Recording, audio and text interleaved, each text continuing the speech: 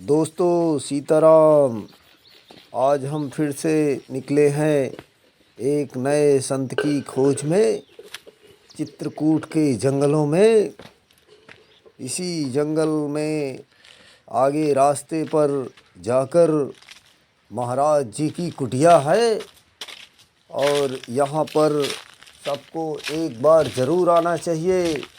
इन्हीं जंगलों में त्रेता युग में वनवास काल के समय भगवान श्री राम 11.5 वर्ष ऋषियों मुनियों का सत्संग लेते रहे हैं।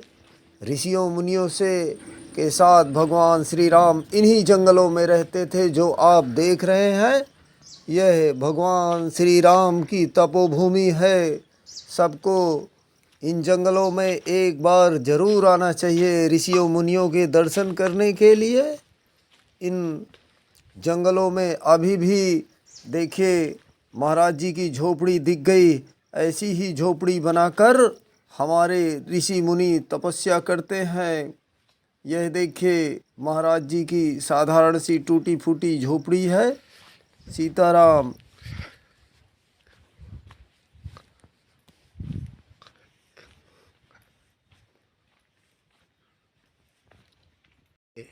आश्रम के सामने ये विशाल बट का वृक्ष लगा है।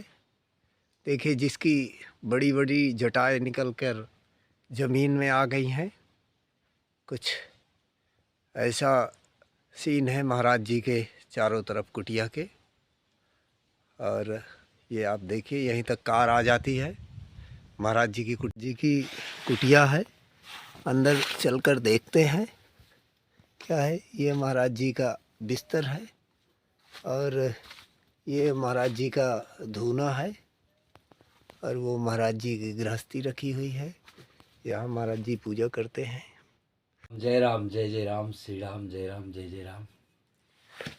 मोक्ष के अधिकारी जितने भी हमारे इस धरती पर मनुष्य जन्म लिए हैं सब हैं। सबका अधिकार बनता है मोक्ष और मुक्ति प्राप्त करने का।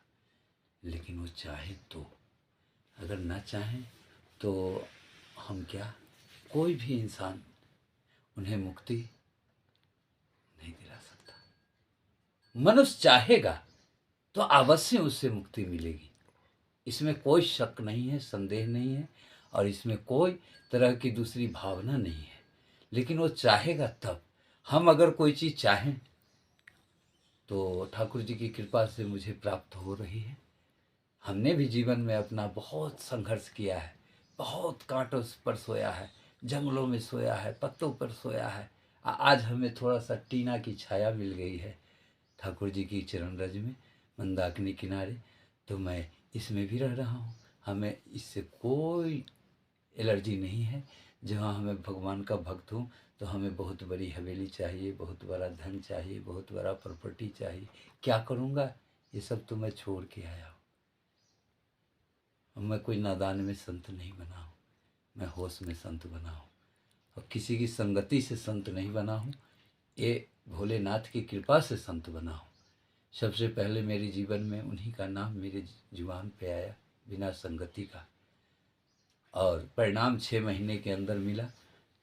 जो भोलेनाथ हमें बजरंगबली के पास भेज दिए अयोध्या, और बजरंगबली खुश हुए तो हमें भेज दिए चित्रकूट। और जब से चित्रकूट आया तब से मैं कहीं नहीं गया। अब तो 14वां साल मेरी पूरा होने जा रहा है। आगे जितना दिन ठाकुर जी रखे, बहुत खुशी की बात है। 14 साल।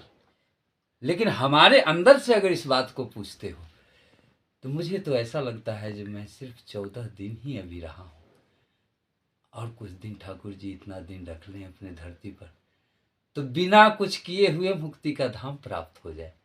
सिर्फ वास दे दें और हमें कुछ ना दें, ना दें धन, ना दें संपत्ति, ना दें भक्त, ना दें शिष्य, ना दें चेला। लेकिन जो शरीर को ये सुख दिए है, जो आनंद उन्होंने प्रदान किया है, इसका तो मैं जन्म जन्म उनकी आभार रहूँगा। और सदा ही जब तक हमें मनुष्य का जन्म मिलेगा तब तक मैं संत ही बनूंगा। अब दुनिया में आकर के दुनिया की तरह मैं नाच नहीं करूंगा, बंदरों की लीला नहीं करूंगा। अब तो जब जन्म मिलेगा तो आदमी का ही लीला करूंगा। और आदमी तो लोग बन नहीं पा रहे हैं और संत बनने की सोच रहे हैं। बताओ कितनी बड़ी उनकी महानता है। लेकिन संत कैसे बनोगे? जब त्याग करोगे, भजन करोगे, भाव रखोगे। घर में है तो क्या हुआ, घर में भी तुम्हारे भगवान हैं, सबके अंदर भगवान वास करते हैं। कोई ऐसा नर नहीं, कोई ऐसा नारी नहीं जिसके अंदर प्रभु की वास ना हो। अगर हम उनको मानते हैं, घर में ही रह करके माता पिता का सेवा करते हैं और बड़ों को आदर करते हैं और भगवान की नित्य आराधना करते हैं, तो हमें भक्ति घर बैठे भी मिलेगा। लेकिन जब तक अपनी माता पिता की सेवा नहीं करोगे और बड़ों का सम्मान नहीं करोगे, भगवान को नहीं मानोगे और संत को विश्वास नहीं करोगे, तो भक्ति किसी जन्म में नहीं होगा। ये मेरा सत्य का प्रमाण है और इससे ज़्यादा कुछ नहीं कर सकते। और इससे ज़्यादा सुनना है तो और थोड़ा सा मेरे मन में एक बात आ गई है कुंभ के प्रति। कुंभ में जो भी हादसा हुई है, जिस कारण से हो, एक कारण का महत्व तो मैं नहीं बता सकता, लेकिन जो भी छोटी मोटी किसी भी मनुष्य से ऐसी गलती हुई होगी जो ऐसा काम करके इस तरह से व्यवधान माने वहाँ पर आया, जिसके कारण हमारे भारत के जितने भी भक्त आए स्नान करने के लिए, तो राम काज से आए। वो अपने काज से नहीं आए, अपने मन से नहीं आए हैं। भगवान ने उन्हें बुलाया है कि चलो मैं चलता हूँ संगम में स्नान करने। इसलिए जिनके भी घर से जो प्राणी की शरीर छूटा है, वो सब मुक्ति धाम को प्राप्त हुए हैं और कहीं नहीं जाएंगे, जो मेरा विश्वास कह रहा है, क्योंकि वो राम काज के लिए आए थे। ऐसा इससे पहले भी केदारनाथ की जो हादसा हुई, उसमें लाखों मनुष्य मरे, शरीर छूटा उनका, वो भी कहीं नहीं गए, वो भी सब मुक्ति धाम को ही गए, क्योंकि वो भगवान का प्रकोप था। और भगवान जिसे मारते हैं उसे अपने धाम ही लेके जाते हैं, इधर उधर दूसरे धाम में उसको कभी नहीं रखते हैं। यह तो सर्वदा ही विश्वास करे। और पुत्र किस लिए आदमी पालता है? उसकी सबसे ज़्यादा माया किस चीज़ पर होती है? कि पुत्र मेरा जवान होगा, पढ़ेगा लिखेगा, धन कमाएगा, वैभव बनाएगा, हमें सुख देगा, और कोई मकसद नहीं है।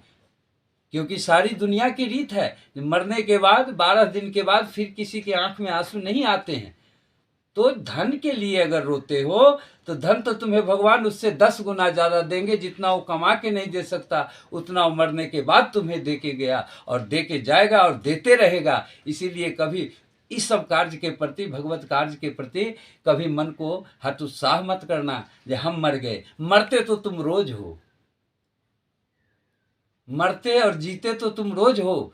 जब तुम नित्य शयन करते हो तो मरे के बराबर ही तो हो। जो भी स्वप्न देखते हो तुम सोने के बाद, क्या तुमको सपना में ऐसा लगता है जी कि ऐसा गलत चीज़ है, ऐसा नहीं हो सकता है, ऐसा हो रहा है? तो तुम कितना भयावन लगते हो और कितना तुम सपने में डरते हो। तुम मरे के बराबर तो हो। तुम क्या समझते हो जो मैं जिंदा हूँ? सोया हुआ आदमी मरे के बराबर होता है। उसके साथ कोई भी तरह की हादसा हो गई तो क्या कहेगा कि मैं सोया हुआ था, मैं क्या जानूँ।